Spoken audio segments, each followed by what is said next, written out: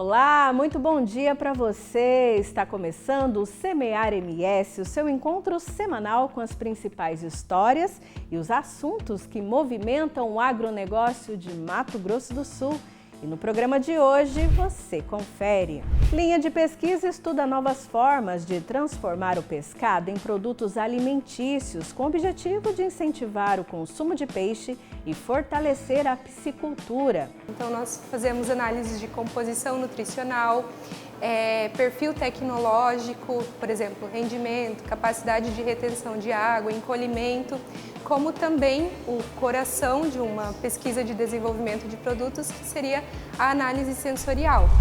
Vamos conhecer uma comunidade quilombola que mantém viva a agricultura familiar, o artesanato e tradições passadas de geração em geração nas Furnas de Dionísio. Desde os nossos antepassados, né? Que a minha mãe falava que eles fazia farinha, fazia peneira, fazia rapadura e era em carro de boi que eles transportavam.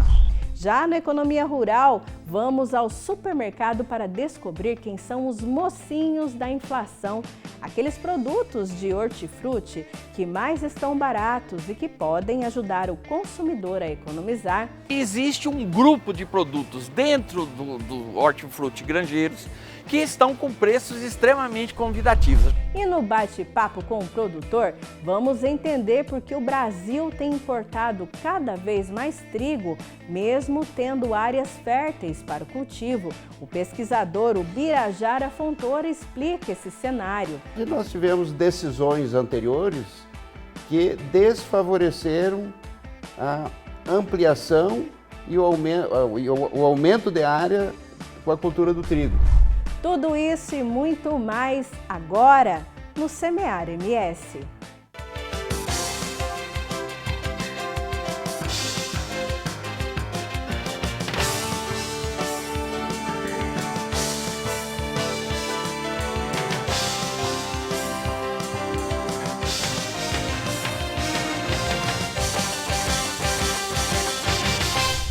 Do campo à mesa do consumidor, a inovação também passa pela ciência. E na UFGD, uma linha de pesquisa desenvolve novos produtos à base de peixe, com o objetivo de estimular o consumo de pescado e fortalecer uma cadeia produtiva que ganha cada vez mais espaço no agronegócio. Veja na reportagem. Na Universidade Federal da Grande Dourados, um projeto de pesquisa busca ampliar as possibilidades de uso do pescado na alimentação humana. O trabalho envolve a criação de novos produtos, como hambúrguer, linguiça, steak e alimentos enriquecidos com farinha de peixe, aliando boas práticas de beneficiamento e processamento à inovação. Na prática, nós temos a ideia da pesquisa, certo? Então nós prospectamos ingredientes ou regionais ou que outros pesquisadores já estejam aplicando em outros produtos e nós temos a ideia da formulação. Então a partir da formulação nós desenvolvemos diversas formas de inclusão desse ingrediente que nós estamos testando e após nós termos uma formulação bem aceita, nós vamos para a análise. Então nós fazemos análises de composição nutricional, perfil tecnológico, por exemplo, rendimento, capacidade de retenção de água, encolhimento, como também o coração de uma pesquisa de desenvolvimento de produtos, que seria a análise sensorial.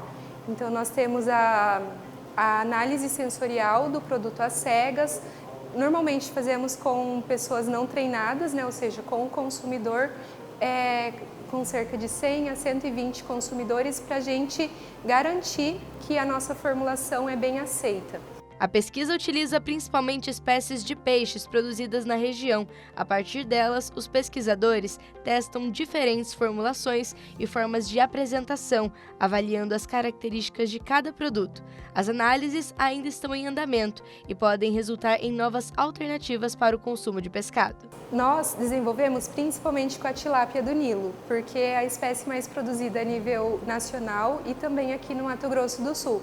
Mas nós procuramos também dar ênfase a peixes regionais, como por exemplo o pacu e seus híbridos, tambacu e patinga. O trabalho vai além do desenvolvimento de novos alimentos. A pesquisa também busca criar alternativas que possam ampliar o aproveitamento do pescado e contribuir para o fortalecimento da piscicultura, um setor que tem crescido nos últimos anos em Mato Grosso do Sul. Então, a importância está relacionada à agregação de valor a produtos, a cortes menos nobres. Por exemplo, o filé de tilápia ele representa 30% do peso do animal, o filé. E se nós agregamos valor a partes menos conhecidas, certo? Por exemplo, a carne mecanicamente separada, as aparas após o processo da filetagem que ainda contém espinho.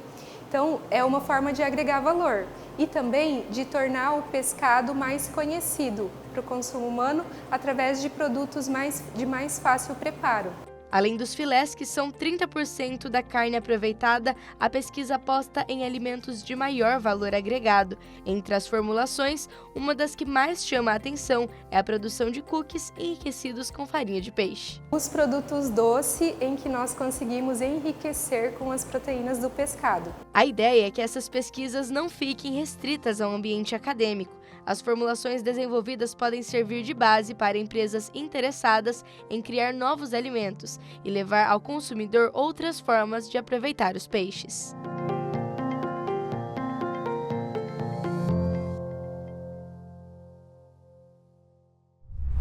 E chegou aquela hora de ficar por dentro dos principais eventos do agro no Brasil. Pegue papel e caneta e anote tudo o que rola na nossa agenda rural.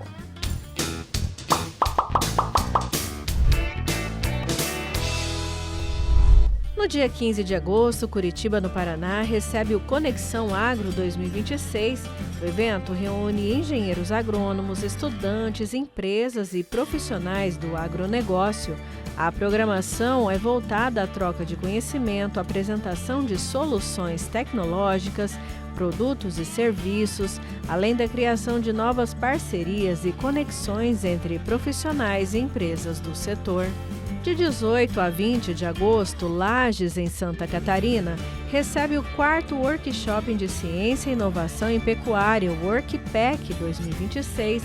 O evento reúne pesquisadores, extensionistas, estudantes e profissionais para debater inovação, sustentabilidade e eficiência na pecuária. Ainda no dia 18 de agosto, acontece em São Paulo o 3º Fórum Biossumos no Agro. O encontro será realizado no auditório da OCESP e reúne especialistas, empresas e lideranças para discutir os desafios, avanços e oportunidades do mercado de bioinsumos no Brasil.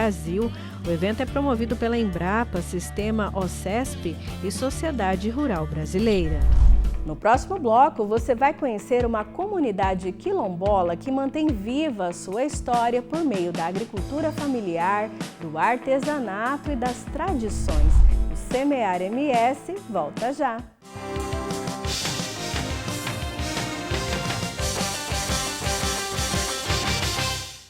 Cansado de altos custos e baixa produtividade? Quer melhorar a fertilidade do seu solo e produzir mais? Então, conheça o biofertilizante OrganoGreen. Rico em carbono orgânico e com alta carga biológica, fortalece o solo e garante nutrição completa para suas plantas. Com o OrganoGreen, você aumenta a produtividade, reduz custos e ainda cuida do meio ambiente. Solo fértil é lucro certo. OrganoGreen. Mais vida para o seu solo.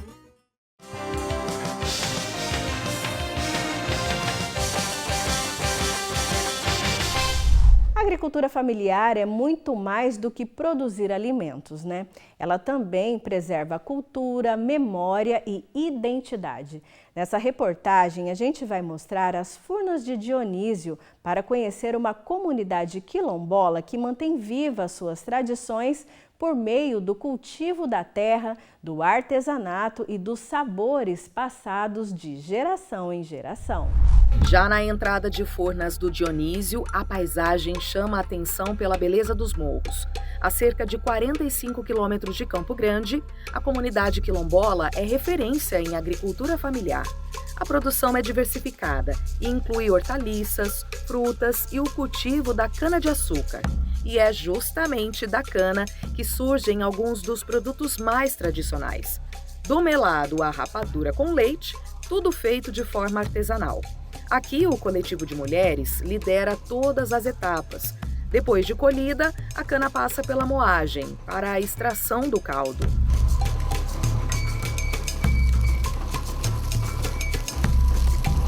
Em seguida, o líquido é levado a um grande tacho sobre fogo alto, onde permanece fervendo por mais de 5 horas. Durante esse tempo, as impurezas são retiradas, o que garante a qualidade do produto final. Uma das primeiras moradoras de Furnas, Dona Valmira, chegou à comunidade em meados dos anos 2000, quando os filhos ainda eram pequenos. Desde então, construiu sua trajetória com muito trabalho e dedicação, ajudando a fortalecer a economia local e a preservar a ancestralidade do povo. Isso é desde os nossos antepassados, né? Que a minha mãe falava que eles faziam farinha, fazia peneira, fazia rapadura, e era em carro de boi que eles transportavam. Então você vê, desde quando que vem essa tradição de fazer rapadura? Desde os meus antepassados. A maior parte do que eu tenho hoje, eu consegui com dinheiro de rapadura. Porque agora que eu aposentei, né? Então, tudo da minha vida para trás foi de rapadura. Os mais jovens também seguem na profissão. Regina está cursando o 6º período de Literatura em Educação no Campo pela UFMS e pretende atuar como professora na comunidade. Além de gerar renda para os moradores, a venda dos produtos fortalece a cultura quilombola e adoça o paladar dos consumidores. Eu moro aqui desde quando eu nasci e eu tenho vontade de conhecer vários lugares, sim. E para desenvolver, né, até então conhecer mais coisas para desenvolver a nossa comunidade. Vem bastante turista, igual geralmente nós fica a semana inteira, final de semana. Nós fica, né, aqui na associação, né, de Furnas, e é bem gostoso trabalhar. E com o produto final dá para fazer uma infinidade de receitas. Eu estou aqui com a Silvana, que já atua como confeiteira há mais de 15 anos e viu na rapadura uma oportunidade de fazer um produto diferente, né, Silvana? Como que foi isso? Como começou a ideia? Então, com o Festival da Rapadura se aproximando, eu queria inovar. É um Festival da Rapadura, então eu precisava trazer esse ingrediente para dentro da confeitaria. E no mesmo momento eu pensei comigo, por que não utilizar os nossos ingredientes aqui do quilombo para contar um pouquinho da história do nosso quilombo? Porque aqui é uma história muito bonita, é uma cultura bonita demais. Todos aqui, vocês viram a produção como é, as famílias aqui, elas vivem disso. Bom, então agora a gente vai pôr a mão na massa, literalmente, e a gente vai aprender essa receita e mostrar para vocês esse diferencial que é o brigadeiro de rapadura. E o primeiro passo da receita é o leite condensado. Aqui eu coloco ele primeiro, porque ele vai ajudar a rapadura a dissolver melhor, que ela entra depois. Aqui foi 395 gramas de leite condensado e 90 gramas de rapadura. Aqui eu dou uma encorpada nela com o leite condensado. Esse processo é com o fogo desligado. A gente só vai ligar depois para poder começar a dissolver. Aqui a gente só vai dar uma primeira encorpada. Logo depois eu venho com o creme de leite. 200 gramas de creme de leite de caixinha, normal. O creme de leite, ele dá uma cremosidade maior pro brigadeiro. Principalmente como esse aqui, ele é um pouco mais rico no açúcar por conter a rapadura.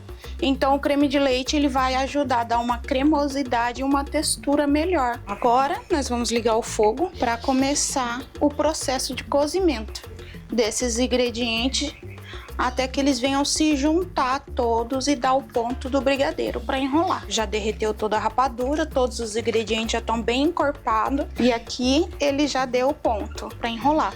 Quando ele perde as forças, tá vendo? Ela forma a bolha, porém ela já não explode mais, tá vendo? Ela forma a bolinha, mas já não tem ar suficiente para explodir. A gente passa e ele volta bem devagarzinho. Esse é o ponto do brigadeiro para enrolar. Mais do que vender quitutes, a iniciativa ajuda a preservar tradições, incentiva os pequenos produtores e mostra que a culinária também é uma forma de contar histórias. Cada receita leva, além do sabor, a identidade, a memória e a luta diária de quem está no campo. Às vezes, o que parece ser o fim de uma história pode marcar um novo começo. No Paixão pelo Agro, vamos conhecer o produtor Rafael, que encontrou na propriedade da família um novo propósito de vida. Há alguns anos, a vida de Rafael Faria Corrêa tomou um caminho que ele não esperava. Após o falecimento do sogro, a propriedade da família foi dividida entre os filhos. Ele acreditava que vender a parte herdada pela mulher seria a melhor decisão, já que não tinha experiência nenhuma com o campo. Na verdade, minha relação com o campo era quase zero. Meu finado pai trabalhava com insumos agrícolas, né? Mas eu nunca tinha plantado nada na vida. Então, nunca tive um contato com o campo antes de começar a produção aqui no sítio. Mas havia um motivo para aquele sítio continuar na família. A esposa de Rafael, que nasceu e cresceu ali, não queria se desfazer da terra onde construiu parte da vida. Depois de 4 anos de prejuízos, ele resolveu fazer uma última tentativa ao participar de um projeto de incentivo à bananicultura. E hoje, quando ela vê que ela tem uma segurança, que eu estou aqui dentro da propriedade, fazendo o planejamento para aumentar os cultivares, aumentar outras produções, ela fica muito tranquila e orgulhosa. E ela, no fundo, ela acha que ela comenta, se o pai dela tivesse vivo aqui para ver tudo isso, acho que nele acreditaria. O que está se tornando a propriedade, que ele sempre teve muito carinho por ela. É difícil imaginar que toda essa produção quase deixou de existir. O Rafael conta que por muito tempo acreditava que vender a propriedade era a melhor saída, mas a vida deu outro rumo para essa história. Hoje, caminhando entre os bananais, ele reconhece que foi aqui que encontrou não apenas uma fonte de renda, mas um propósito de vida. Primeiro, eu olhei com espanto, porque é uma coisa que a gente não imaginava que ia dar certo. E aí, quando você olhou que o negócio funcionava e podia ser rentável, para mim foi uma surpresa, uma grata surpresa e uma alegria muito grande. Walter, tio da esposa, se criou na área rural e já estava acostumado ao trabalho na terra. Com o convite da sobrinha, ele passou a ajudar na nova atividade e dividiu com a família os primeiros passos do cultivo. A rotina aqui é todos os dias. Eu venho aqui no plantio, né? Faço uma avaliação daquilo que precisa ser feito e vou realizando as tarefas devagarinho. Atualmente, o bananal já alcança cerca de 10 toneladas por ciclo. Para esta safra, a expectativa é colher entre 80 e 120 toneladas. E o trabalho não para. Para buscar resultados cada vez melhores, Rafael participa de cursos, troca experiências com outros produtores e aperfeiçoa as técnicas utilizadas na lavoura. Além da banana, a família também passou a investir na batata doce, ampliando as possibilidades de renda. Aqui eu planejo a médio e curto prazo a gente melhorar aqui a parte de estrutura do sítio. A gente já está com plantação de batata doce aqui, que é uma plantação mais rápida. Vamos plantar também um pouco de abobrinha. A batata doce eu pretendo ela fazer para exportação. Então já estou terminando um curso agora, a gente está na segunda fase para fazer uma parte de exportação. Mas hoje o mercado interno consome tudo que eu produzo aqui, tanto de batata doce quanto de banana aqui no estado. Agora, a expectativa é que essa história mostre que uma pequena propriedade também pode garantir uma vida digna, gerar renda e levar à mesa das famílias o resultado de um trabalho feito com dedicação. Daqui a pouco tem o quadro Economia Rural. Você vai descobrir quais os produtos do Hortifruti estão mais baratos e como fazer boas escolhas na hora das compras. No bate-papo com o produtor, o assunto é o trigo. Por que o Brasil importa tanto, mesmo tendo condições de produzir mais? A gente explica. O Semear MS volta já.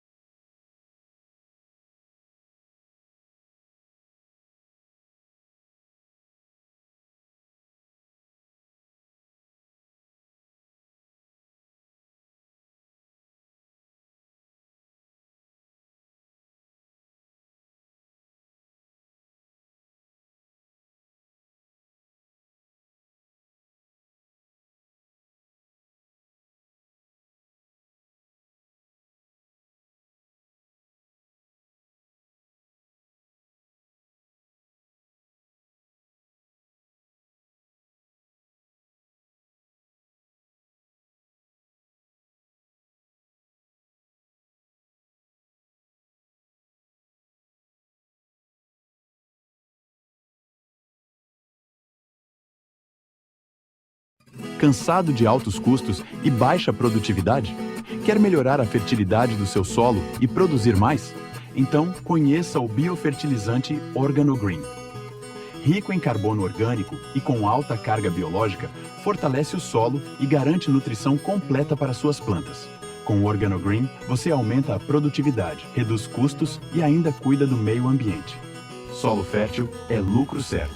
OrganoGreen. Mais vida para o seu solo.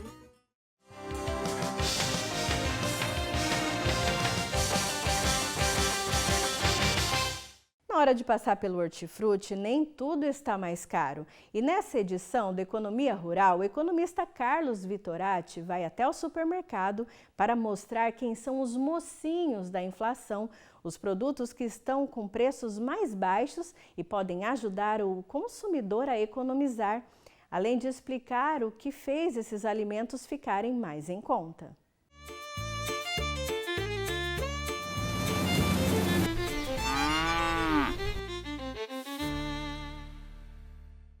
O quadro Economia Rural de hoje vai tratar de uma questão muito importante que diz respeito ao fato de que existe um grupo de produtos dentro do hortifruti granjeiros que estão com preços extremamente convidativos. A gente tem, por exemplo, aqui o alface, a gente tem o brócolis, o repolho, a couve e uma série de outros produtos desse grupo que são oriundos do agronegócio brasileiro, ou seja, são produtores rurais nossos da região que os produzem e que os disponibilizam para o consumo das famílias e que estão com preços extremamente convidativos. E por que isso acontece?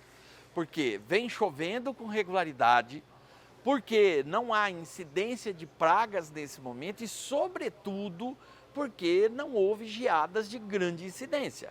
Então, a combinação desses fatos tem permitido ao produtor rural rentabilidade e ao consumidor urbano economia de preços a partir do momento em que o seu orçamento te permite comprar mais. Bom, era isso. Um abraço, o quadro Economia Rural vai ficando por aqui e até o nosso próximo encontro. Até lá! Você sabia que o Brasil tem importado cada vez mais trigo, mesmo tendo regiões com grande potencial para produzir o cereal? O que está acontecendo?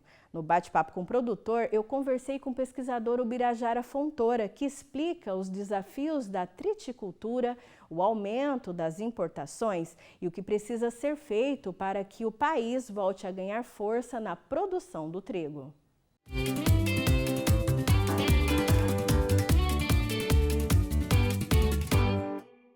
Olá, começa agora o bate-papo com o produtor e o tema de hoje é: temos terra, temos tecnologia e por que o Brasil ainda está importando tanto trigo?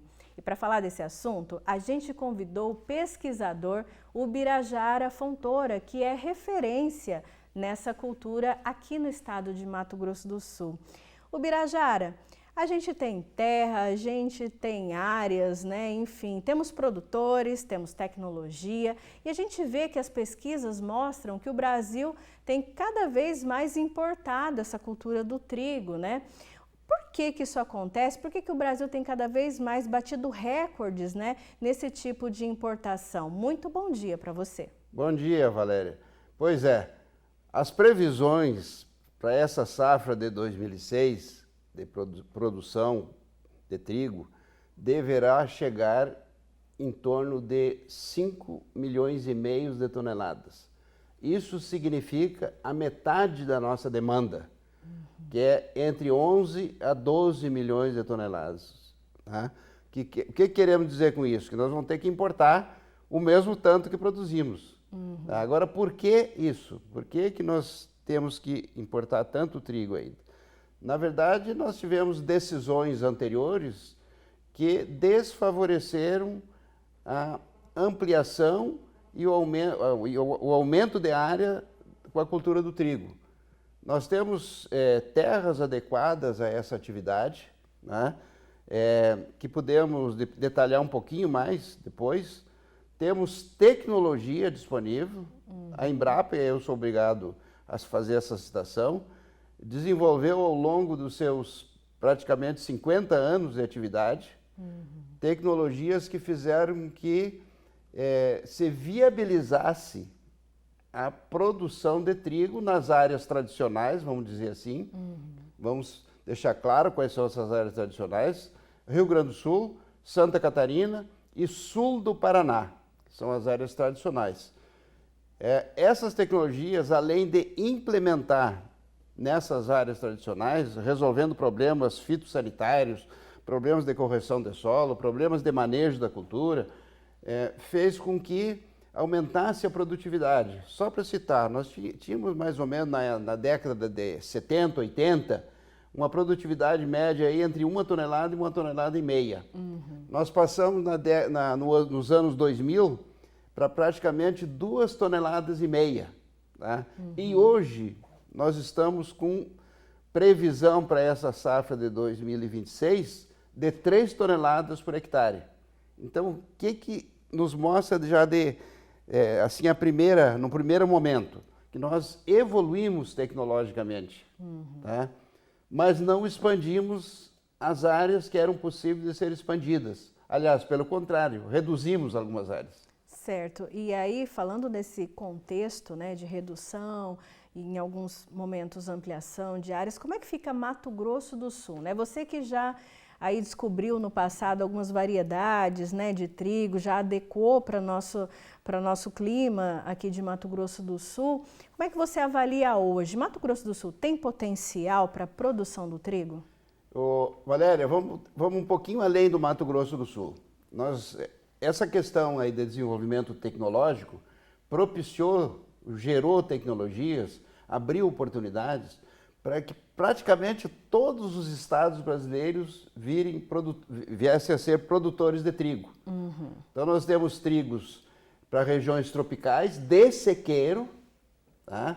Exemplo, Piauí, Maranhão, Bahia e outros estados, Ceará, com trigo tropical de sequeiro, tá? Que nos dá aí uma garantia aí de 2, 3 toneladas por hectare.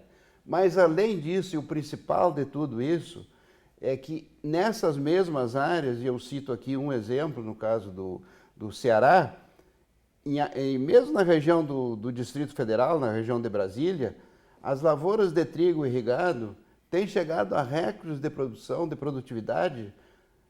Isso chama a nossa atenção dos pesquisadores, dos técnicos e de muitos produtores. Por exemplo, no Ceará foram obtidas produções de 9 toneladas por hectare, ou seja, 3 vezes mais do que nós vamos ter agora na safra de 26. Ou seja, estamos verificando a viabilidade. E isso aí foi possível, está sendo possível, graças a algumas variedades, alguns materiais genéticos desenvolvidos pela Embrapa. E aí eu dou o exemplo da BRS, variedade BRS 264, que é um cultivar, uma variedade que vem mostrando esse potencial de 9 toneladas por hectare com irrigação. Certo, bacana. Já é uma opção aí para o produtor rural. Além, né, dessa questão, o que está faltando para o produtor rural aqui de Mato Grosso do Sul plantar mais o Birajara? Então, chegando agora, né, nessa sequência aí que a gente está fazendo, no caso de Mato Grosso do Sul, vamos pegar a realidade do nosso estado.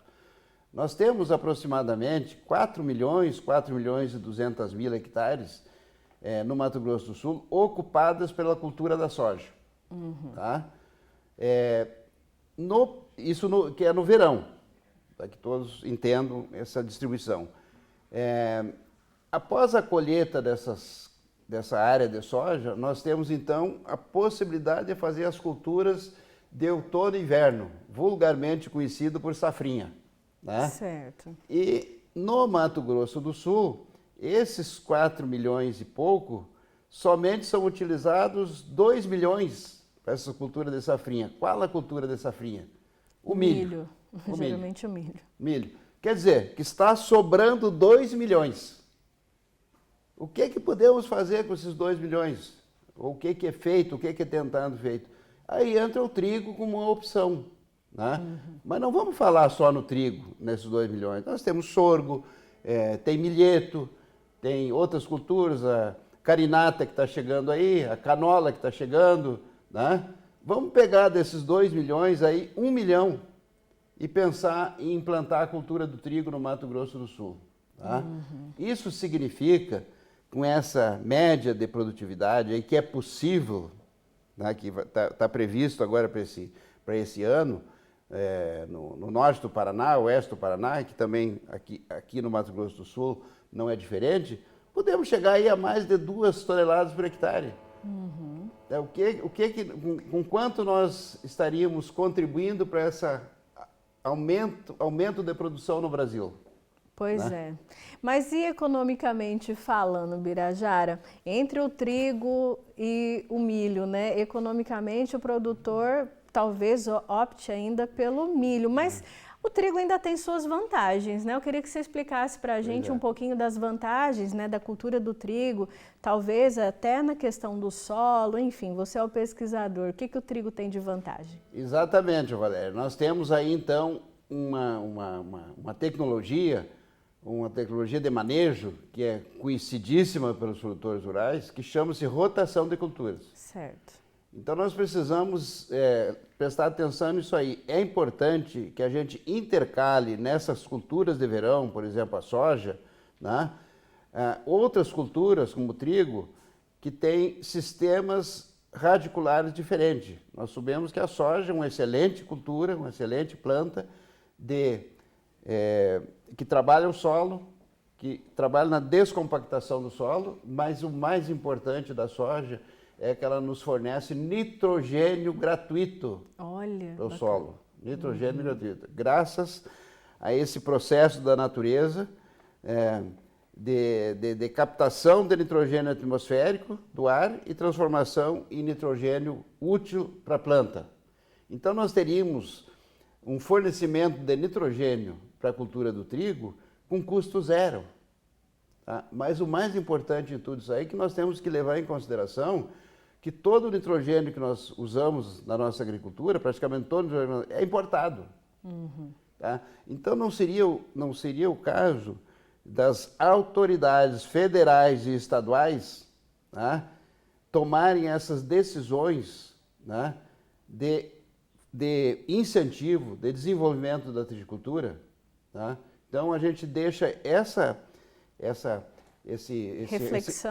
esse raciocínio, ou essa reflexão para pensar nisso aí. Por quê? Tá? Nós temos tecnologia, eu repito isso aí, não canso de repetir, nós temos tecnologia. Antigamente a gente poderia dizer o seguinte, não, mas não tem tecnologia para produzir trigo no Mato Grosso do Sul, assim como não tinha para produzir soja, e hoje nos tornamos um dos principais estados produtores de soja. Sim. Por que não podemos, então, fazer esse casamento aí dessas duas culturas? Mas não vamos pensar em substituir totalmente a cultura do milho. Eu até ia te perguntar, né? Você defende substituir a questão do milho, ou como seria intercalar o trigo aos poucos e ocupando algumas áreas, plantar milho com trigo junto? O que você recomenda? Exatamente, Valéria, exatamente. Então nós vamos fazer, vou repetir aqui a tecnologia básica aí, que é a rotação de culturas. Certo. Então nós podemos pensar o seguinte, em um determinado ano, nós selecionamos as áreas no estado, na propriedade, vamos trabalhar esse ano uma parte dessa área do milho com trigo, no ano seguinte voltamos a essa área do trigo com milho e vice-versa. Nós não vamos substituir o milho integralmente pela cultura do trigo. Tá? Certo. Nós vamos trazendo aos poucos. Então eu diria o seguinte, vamos fazer um plano de produção, pensando em Brasília e pensando em Mato Grosso do Sul. Esse ano, eu não tenho ainda, não tenho esse número certo, mas a área de trigo no Mato Grosso do Sul é irrisória. Tá? Não sei se chega a 30 mil hectares ou 50 mil hectares. Ninguém tem esses dados certos ainda.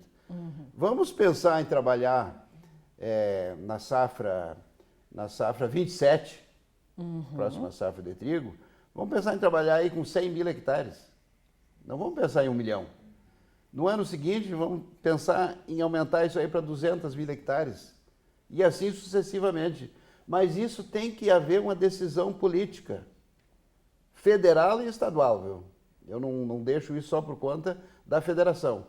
Tá? Os governos estaduais precisam tomar essa decisão, né? E aí eu vou fazer uma citação aqui, uma provocação. Assim como nós apoiamos aqui, nós que eu digo o estado de Mato Grosso do Sul, deu condições para que a lavoura canavieira se desenvolvesse, tá como se desenvolveu, que o plantio de eucalipto se desenvolvesse, em áreas, inclusive, ditas antes impróprias para a agricultura. Hoje nós temos um mar de eucalipto. Então isso nos mostra o seguinte, nós não temos falta de tecnologias. Até ia te perguntar também, Ubirajara, essa questão das variedades do trigo, né? A pesquisa, ela já encontrou, né, formas de adaptar o trigo aqui para a nossa região, não é isso? Exatamente, Valéria, o que nós falamos antes, nós temos hoje trigo para regiões tropicais. Vamos nos incluir aqui, parte da nossa área, como região tropical. Tá? Só para nós entender, o nosso Mato Grosso do Sul, se nós pegar de Dourados para baixo, nós temos uma região que se assemelha muito à região sul, que é clima temperado ou subtropical, como a gente fala. E para cima nós temos o clima tropical, que são as mesmas tecnologias usadas em Goiás, usadas em Brasília, usadas no Piauí. Tá? E isso eu não estou colocando a irrigação. Tá? Sim. Então nós temos hoje um programa do Estado de irrigação, MS Irriga, né? Que perfeitamente se acopla a essas nossas alternativas de outono e inverno. Produzir trigo, ele é mais econômico do que outras culturas, por exemplo? Valéria, eu diria que, não vamos dizer que é mais econômico, tá? Mas nós temos garantias de produtividade devido novamente a esse aspecto da rotação. Nós temos que levar em consideração que em determinados momentos nós temos tido problemas fitossanitários na cultura do milho, na cultura da soja, simplesmente por falta de incluir o processo de rotação. Tá? Quando nós incluímos culturas diferentes no nosso processo de produção, nós estamos inibindo a progressão de desenvolvimento das doenças fúngicas, bacterianas, pragas e etc, etc. Tá? Então, aí está a importância de nós pensarmos em culturas alternativas. Então, eu diria o seguinte, o trigo é uma alternativa para o outono e inverno, a canola é uma alternativa, a carinata é uma alternativa, o milho é uma alternativa, tá? Então nós temos que estabelecer políticas. Então isso tudo aí, o porquê da importação, grande parte desse fato, da ocorrência desse fato, é a nossa falta de decisão política. Certo. É preciso mudar, né, Ubirajara, esse raciocínio e até mesmo essa questão do produtor rural ficar muito preso, né, a questão do milho e da soja, sempre a sucessão dessas duas culturas, principalmente aqui na nossa região, né. Ubirajara, eu quero agradecer a sua participação aqui com a gente, é sempre uma aula que a gente recebe. Muito obrigada por vir e já convido você para vir, né, mais outras vezes aqui para a gente falar desse assunto que é tão importante aí para a tomada de decisão do produtor rural. Muito obrigada. Muito obrigado, Valéria. Nós estamos nessa sequência aí, eu estava conversando agora há pouco com uma pessoa, nós estamos num processo aí de divulgação tecnológica para a cultura do trigo, né, onde nós vamos incluir meios aí mais modernos, com apoio a empresas de comunicação, né, para que o produtor tome conhecimento dessas alternativas. E nós vamos estar aí, né, divulgando passo a passo posteriormente, né, dessas questões que você apontou, porque o nosso objetivo é levar mais informações. Mais uma vez agradeço você. Obrigado. Tá aí, esse foi o Bate-Papo com o Produtor dessa semana. E o Semear MS também vai ficar por aqui. A gente se vê no próximo programa.